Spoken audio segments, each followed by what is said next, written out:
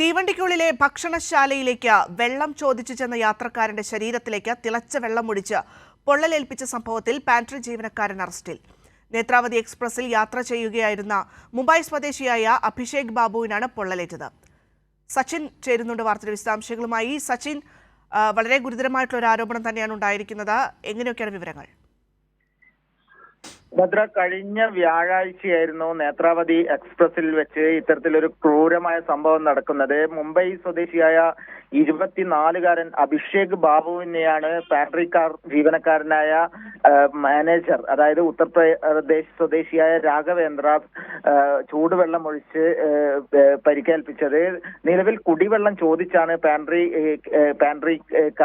Pantry വിഭാഗത്തിലേക്ക് ഈ അതായത് യാത്ര ചെയ്യുകയായിരുന്ന മുംബൈ സ്വദേശി എത്തിയത്.